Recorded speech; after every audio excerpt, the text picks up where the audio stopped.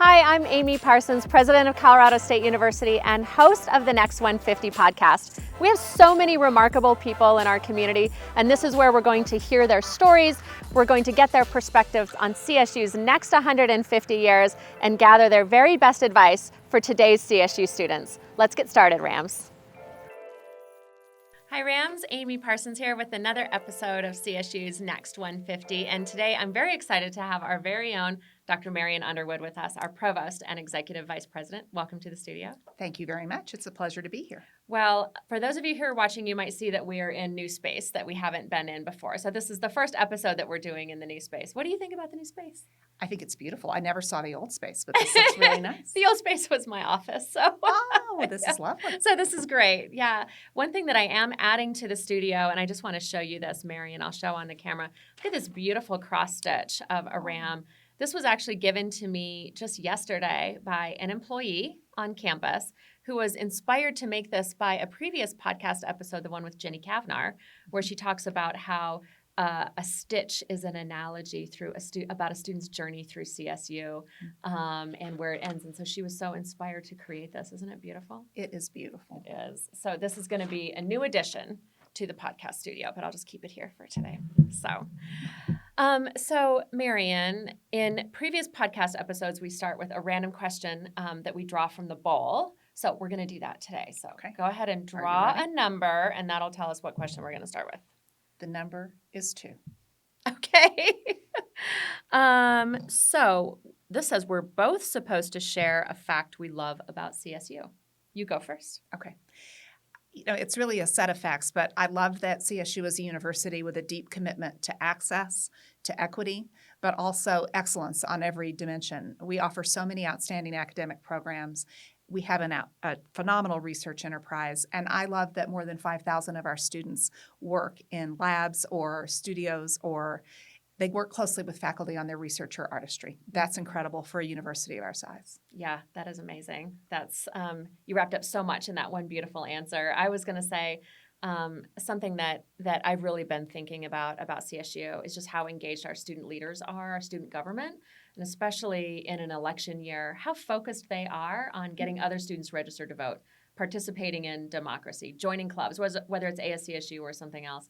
They are such a committed group of student leaders right now. It just makes me so proud, and it really just ripples out to the entire CSU community. So it does, and I think shared governance is also really, really special here, and that's one form of it. But it is. The faculty councils, the staff councils, the multicultural staff and faculty council, that's really special and distinctive. It is, and sometimes we leave out the students, right, as a real form of shared governance. They're very organized. It's a very professional organization. Mm-hmm. They work with lobbyists. The work that they do on behalf of CSU and advocacy is really important. And it also has my heart because I was in ASCSU here at CSU. And we weren't nearly as professional as they are now. They're amazing. Everywhere. I see them everywhere. They are everywhere. Nick DeSalvo, Braxton Dietz, the group that we have right now, I think is really special. So Marion, let's pivot toward talking about your journey to becoming the Provost and Executive Vice President of CSU. You're trained as a clinical psychologist. So take us back a bit to how you chose that as a profession in the first place, and then we'll talk about your role as leadership. Sure. Well, I thought I wanted to be a clinical psychologist to prepare to be a practicing psychotherapist, and that is something that I learned to do along the way. But when I was a junior in a research methods class at Wellesley College, my professor, Jonathan Cheek, pulled me aside after class, and he said, you seem like you really like this, and would you want to work with me this summer? I could pay you to work in my lab for the summer. And I said, well, what would I do? And he said, well, I would teach you.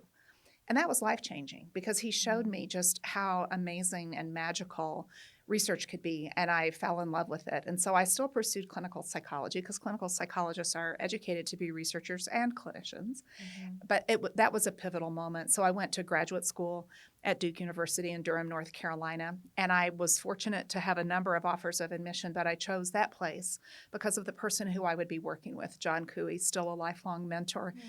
And I just felt like I could work so well with him, and that was so true. It was also a fateful choice because I met my husband Andrew there, Yeah. and we've been together ever since. And so I earned my degree there, and I fell in love with teaching. I had opportunities to teach as a graduate student, so I thought I'd like to go to a liberal arts college where teaching is really at the center.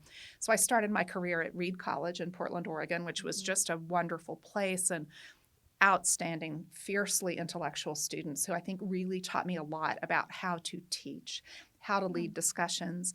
And that was an amazing place. They were also wonderful in the lab. They all do senior theses there. And so I got to work with several of them and got my first research grants at Reed. And then as my parents were aging and as I was wanting to add to our family, we had a 2-year-old and I wanted to have another baby. I thought it might be good to be closer to them. So I moved to University of Texas at Dallas. In 1998, and that again was driven by a decision about a person. I had met the dean of the School of Behavioral and Brain Sciences, and Bert Moore, and I just realized what a phenomenal leader he was, and I thought I would love to work with him.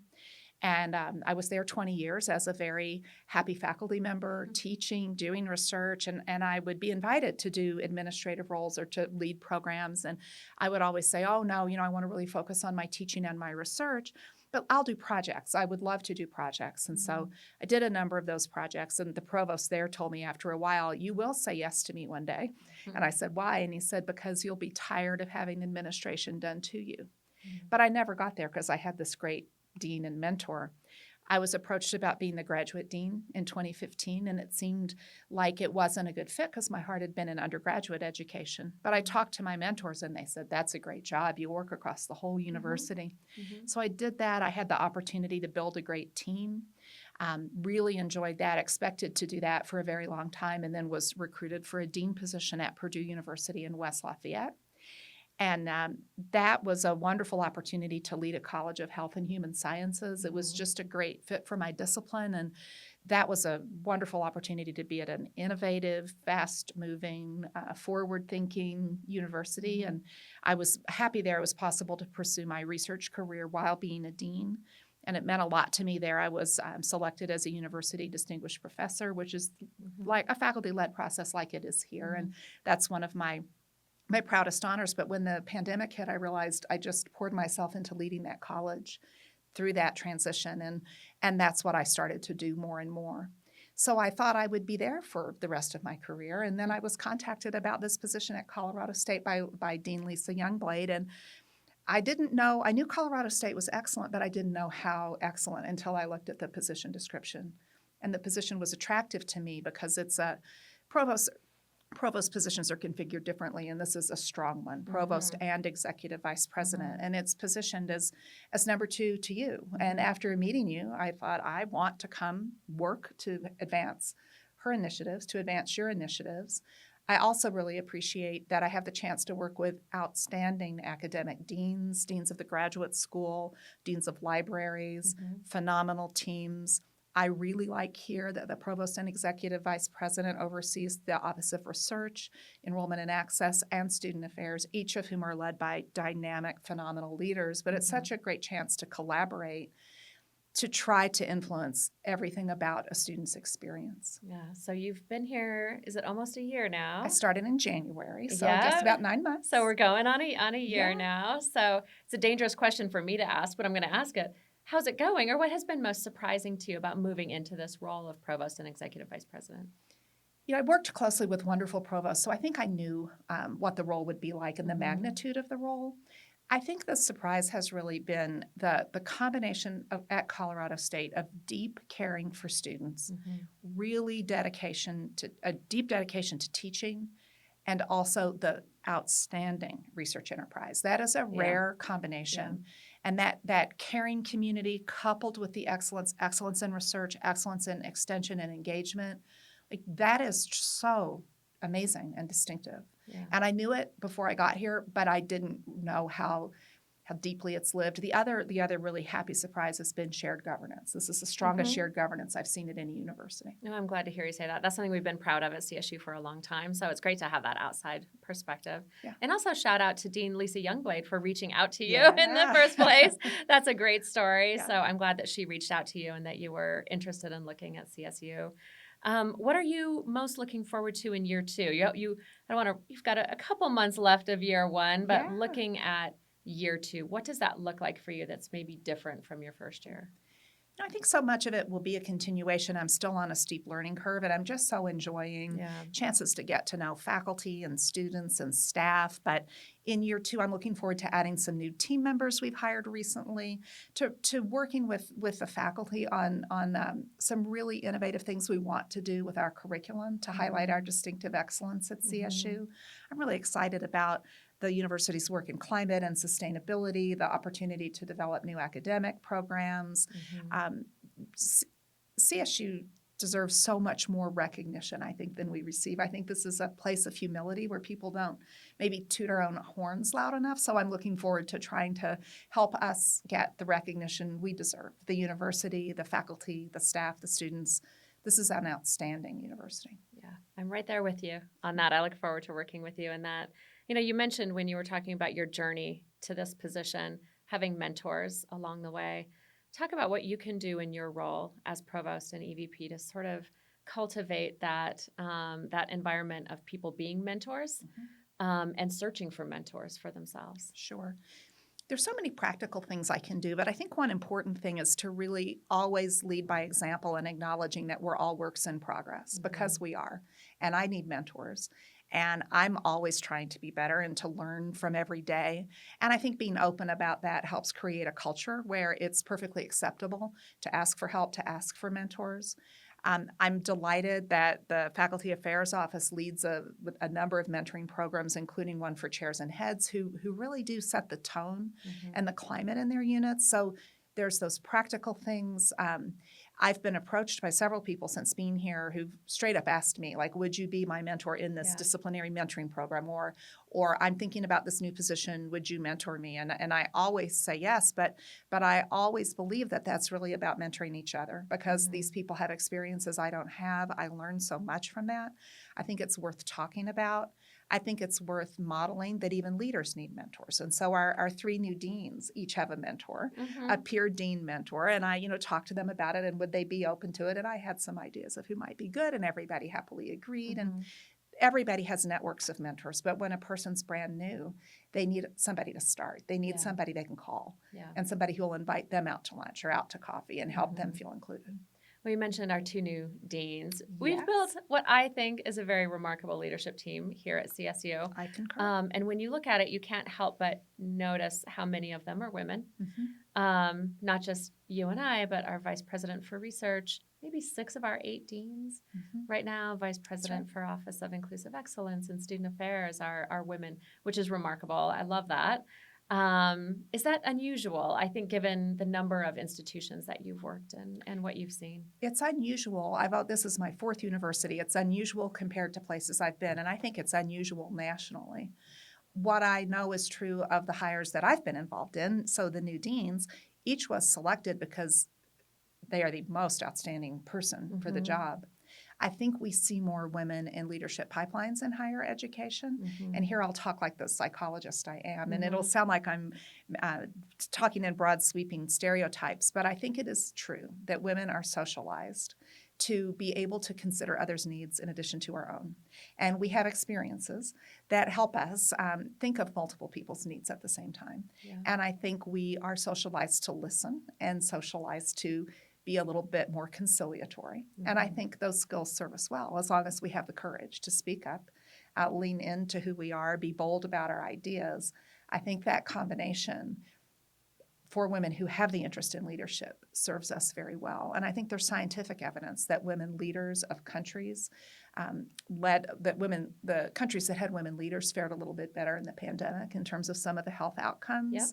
Even I have a colleague at Purdue who studies leadership of nursing homes, and nursing homes led by women in the pandemic had better outcomes in terms of the satisfaction of the residents. And so, I think we bring special skills to leadership roles, and I think many of us are interested in leadership because we love developing people. We want to help people be the best that they can be, and I think that's a really key part of my role. Yeah, and you and I both happen to also be mothers of daughters. Yes, we each have 2 daughters. So I think I heard in what you just said some of the advice that I can imagine that you give your daughters as they have gone through their academic careers. But anything you want to share about advice that you give to your own girls? Yes. The advice I give to them is the advice I would give to anybody coming up, and that comes from the title of a Cal Newport book, "Be So Good They Can't Ignore You." Mm-hmm. So Yeah. don't worry about who talks first or who talks the most. Listen as much as you talk. Do everything you do with excellence. When you speak, build on what others have said, and people will listen to you. Mm-hmm. And so develop your skills, whatever you're asked to do, even if it's not your dream job, even if it's a beginning responsibility, do it as well as you possibly can. Mm-hmm. Learn as much as you possibly can. Try to focus on helping other people and lead from where you are, because no matter where you are in your journey, there's somebody coming up behind you. Mm-hmm. You could be a first-year student starting college, but maybe you have a parent who went to college and your roommate didn't, and you can always help other people around you. And so if you feel discouraged or get kind of stuck in your own head, I think it's really good to focus on somebody else. Yeah. Focus on someone else. And I tell my girls to listen to your intuition. You often know what the right path is, what the right decision is, right? What is the right next thing to do? You just have to really be in tune with yourself to really understand that and Absolutely. go forward.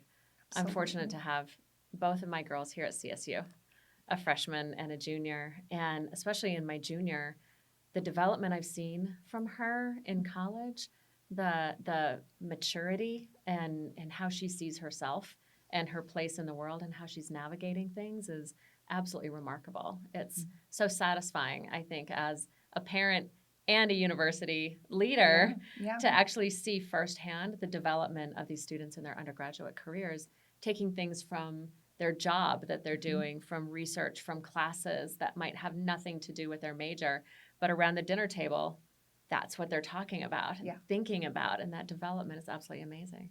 It is. It's transformational, and that's why it's such a joy to work in higher education, to see everything the students become and to see them become, more comfortable, more courageous, more able to solve their own problems, more self-reliant. Yeah. It's a wonderful thing to see. It is. We talk a lot at CSU about our institutional priorities as we're talking about students, and we always say student success is number one. I base a lot of what I talk about on the Boyer report and the excellence equity imperative, and so much of that is grounded in the focus on the undergraduate student and their success and their journey. So we're always talking about student success here, followed close behind by excellence in our academics and in our research. And then we get into, outreach and extension around the world and institutional competitiveness and democracy.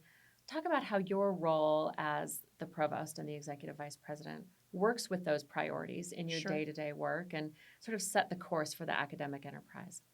Well, as soon as I heard your fall address, not this past year, which was also great, but the year before, the first one, I happened to be in town looking for a house, and your priorities came through so loud and clear. I sat on the plane and typed them into a Word document and started thinking about everything a provost and EVP team could do to support those priorities. And I've shown you that list a few times along the way. It just gets longer and longer, and it morphs. But in the realm of student success, I think we really need to look at our institutional learning objectives and make them more distinctive to the excellence we have here at CSU. And then we need to innovate in our undergraduate core curriculum to line that curriculum up with areas of distinctive excellence. And the curriculum belongs to the faculty, and so a faculty task force is working on that. But I think the themes that they are likely to select, and the same ones that were in the academic master plan, some of them might be democracy, One Health, climate and sustainability. I heard a wonderful idea for a theme on Colorado. So many students come to CSU because we are located in Colorado. And what if a student could take all of her courses, undergraduate core courses, around the theme of Colorado? That's an interesting idea. Yeah, I've not heard that before. Faculty have wonderful ideas. So they'll bring good things to the table. We're also doing some kind of realignment of academic advising on campus. It's strong. It's working very well, but we'd like it to be a little bit more connected. We'd like there to be more of a professional development ladder career possibilities for our advisors to move up within the university. So I'm very excited about that. I could go on. You want me to talk about the other priorities too? Well, let's talk a little bit about how you came to us at a time that we were very much involved with the thematic year of democracy. And we've obviously carried that through this year. So I am interested in just your perspective on democracy and civic engagement and how you see that potentially laddering up at CSU to one of these core areas that we focus on. Oh, absolutely. So I feel very fortunate to have arrived in the midst of the thematic year that we're now baking into everything. Yes. So I got to see you interview Jane Fonda. I got to Yeah. I got to hear amazing talks through last year and into this fall. And those are wonderful opportunities. And but I want us to bake those big ideas into the way we teach, into the way we learn. Yeah. And so the Institute for Learning and Teaching offers fantastic courses on inclusive teaching, inclusive pedagogy, and so many other aspects of excellence in teaching. They have been working on some courses on democracy, how we can help students have difficult discussions. And so Martine Carcassonne, who leads the Center for Public Deliberation, has been developing some activities that student leaders used in orientation that are being used in first-year seminars. There was a TILT workshop about how you could build in practices into how students teach to help them learn these skills of disagreeing better, of being able to talk about difficult challenges without making it about people. So I really like what Martine says about wicked problems, not wicked people. Yeah. As we head toward the election, I'm so impressed by our student government's engagement, by the messaging from the university about the importance of participation.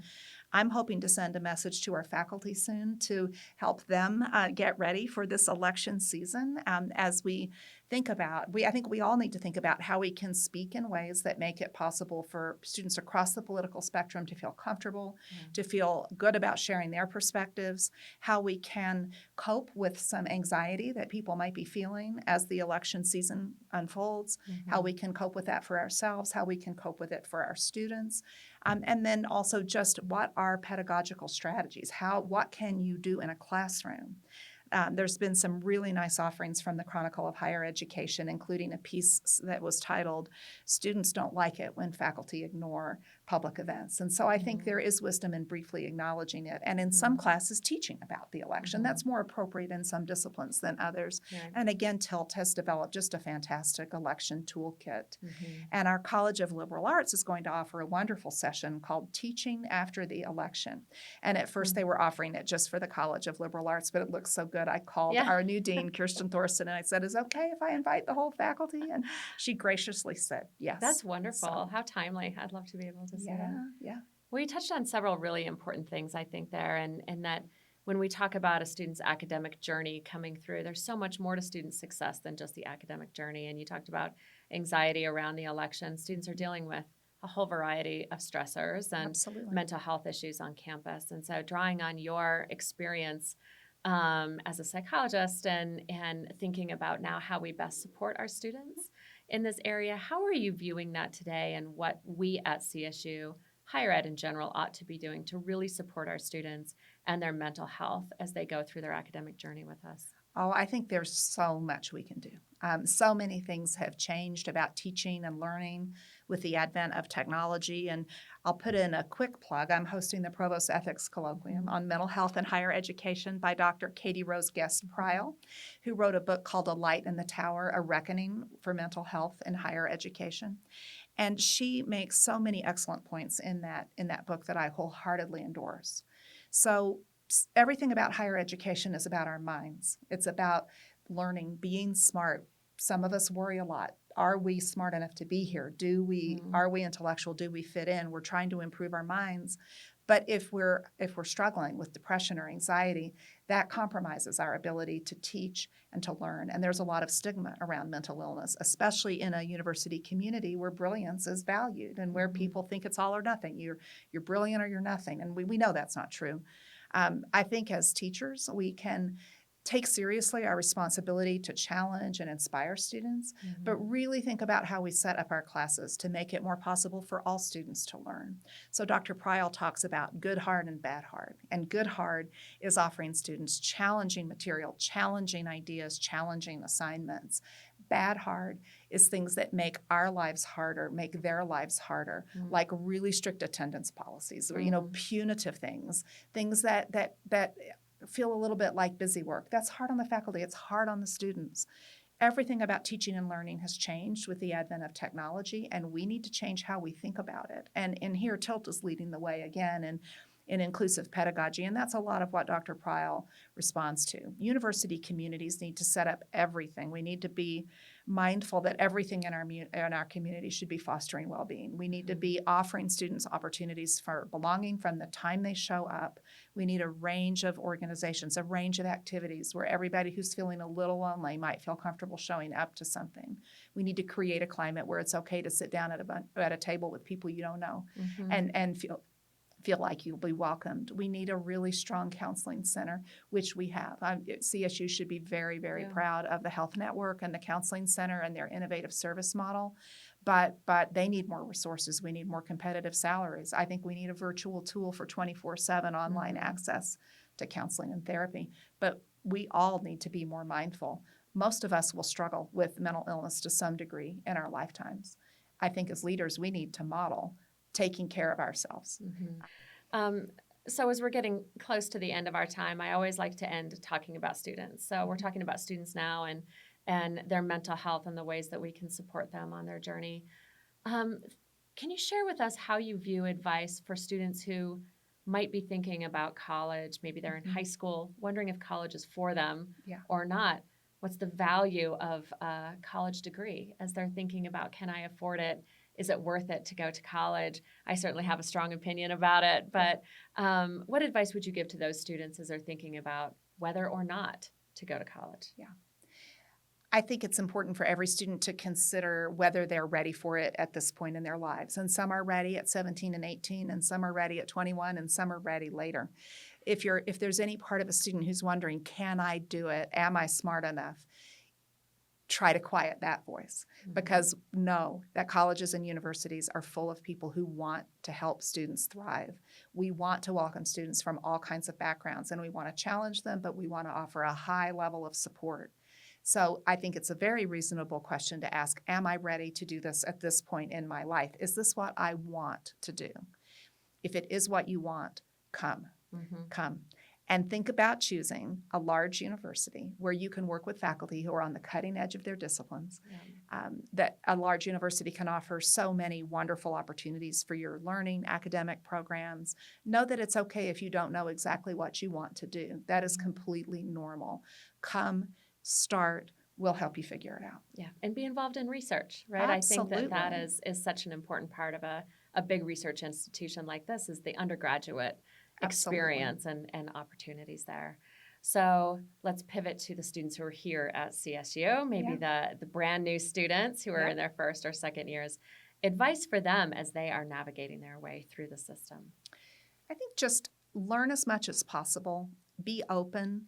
I really do believe in that advice, be so good they can't ignore you. That comes from a line from Steve Martin. Lots of aspiring comedians would ask him, how can we become like you? And he would say, just practice, just work at it. Learn as much as you can. Ask questions when you don't understand. Go see your faculty members. Don't think you have to know everything. You came here to learn. So learn as much as you can, do excellent work, ask all the questions, but also really take care of yourselves, because you cannot learn if you're exhausted. You can't learn if you're consumed with anxiety. You can't learn if you're hungry. So, please take advantage of the resources the university offers. Eat, sleep, ask for help if you need it. We're here to support you. Well, that's a great place to end. Thank you, Marion. Thank you. And thank you for coming to CSU. Oh, I'm thrilled to be here. It's a privilege to work with you, and you're doing amazing work as our Provost and EVP, and Thank you. really excited to see what you're going to do in your year 2 with us at CSU. So thank you so much. Thank you. It's an honor to be here. And Rams, that was good advice. Be so good they can't ignore you. You heard it here first. So great advice. Thank you, Marion. Go Rams. You. Thank you for listening. I'm Amy Parsons, president of Colorado State University, and you're listening to CSU's The Next 150, where we explore what comes next for CSU by chatting with change makers who are already leading the charge and shaping our next 150 years. I'm gathering their very best advice for today's CSU students. Stay tuned to wherever you get podcasts for our next outstanding conversation. Go Rams!